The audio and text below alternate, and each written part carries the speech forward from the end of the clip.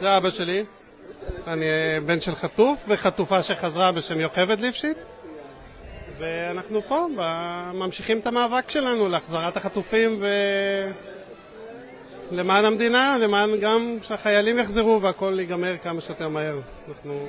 אז קודם כל, אז אנחנו בוחרים בכם, שזה בטוח כל עם ישראל, בטח רמת גנים. אתה רמת גני? אתה גר פה בעיר? גרים פה בנגבה, ממש קרוב. גר בנגבה. ההורים לא גרו, ההורים גרו בקיבוץ ניר עוז. קיבוץ ניר עוז, גרים בקיבוץ ניר עוז, נחטפו מקיבוץ ניר עוז, יש לנו המון חטופים עדיין שמה, והרבה נרצחים, והרבה חוזרים גם, שחזרו, 40 חזרו.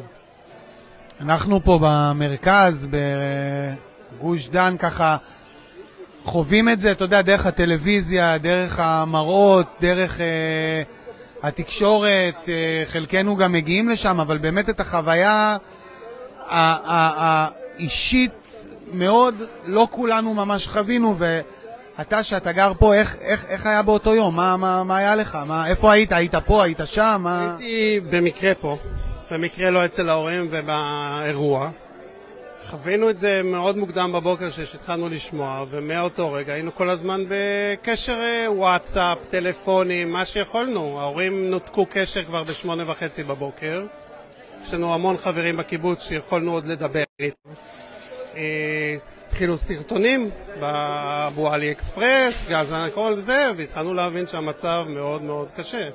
שאתה רואה שמסתובבים המון אנשים בקיבוץ, לוחמים וגם אזרחים, ועושים מה שהם רוצים. הצבא לא הגיע אלינו לקיבוץ עד הסוף, הגיע רק... לא היה ירייה אחת של הצבא בתוך ניר עוז.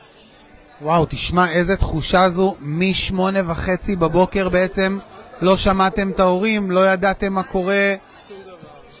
נעלמו, ובדיעבד אנחנו יודעים שהם נחטפו. ידענו מהיום הראשון שהם לא היו בממ"ד. הבית כולו שרוף, אבל לא היה ממצאים שהם היו בממ"ד, אז ידענו שהם חטופים. כן, אבל כולנו התעוררנו בעצם ב6 בבוקר בערך, זה היה 6:30 למתקפת הטילים, התעוררנו. היה לך קשר לפני זה עם ההורים? היה לנו תוך כדי, לנו או מישהו אחר מהמשפחה בקבוצות, עד 8:30 היה קשר, והצלחנו לדעת שהם... אבא אמר שאמא ישנה ויש המון יריות, והוא מתחיל לשמוע דיבורים בערבית מבחוץ, וזהו, הקיבוץ כבר היה כבוש, והתחילו להוציא אנשים מממ"דים. חלק, לשמחתנו, הרבה הצליחו להחזיק את הידית וניצלו, והרבה לצערנו נרצחו באותו יום, והרבה מאוד נחטפו. עדיין יש לנו 28 חטופים חיים ו10 נרצחים שמה.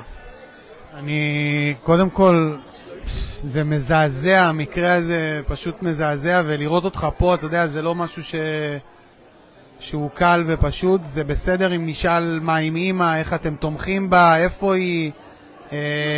קרוב, בפעל. היא בסדר, מבחינה פיזית בסדר, אבל הלב שלה שמה. אבא שלי שם, המון מהקהילה שמה, אנשים שהייתה איתם שמה, עדיין נשארו חלקם לא חזרו. זה מצב שעד שהוא לא ייפטר ואנשים יחזרו, חיים או מתים, כל אחד במצבו, אנחנו לא נוכל לסגור את הדבר הזה. קיבלתם איזושהי אות ממישהו שחזר אחרי אמא? כי אמא חזרה, אם אני לא טועה, מהראשונים, נכון? בהתחלה מאוד. 16 יום, בהחזרה הומניטרית שהחמאס החזיר, לא משהו שקשור לקיבוץ. מאז קיבלנו אות על אבא רק אחרי מישהו שראה אותו ב3 שבועות הראשונים, ומאז אין לנו שום איתות, חוץ משהסיכויים שלו לא טובים. הוא בן אדם בן 83 בלי תרופות בסיסיות. ויש לנו שם עוד הרבה אנשים שאנחנו מכירים, זה קהילה שלנו, גדלנו שם, אנחנו מכירים את כולם. הורים לילדים, הורים צעירים לילדים שעדיין שם, משפחת ביבס שעדיין שם, שאנחנו לא יודעים מה עם התינוק והילד והאימא. יש לנו עוד הרבה אנשים שם.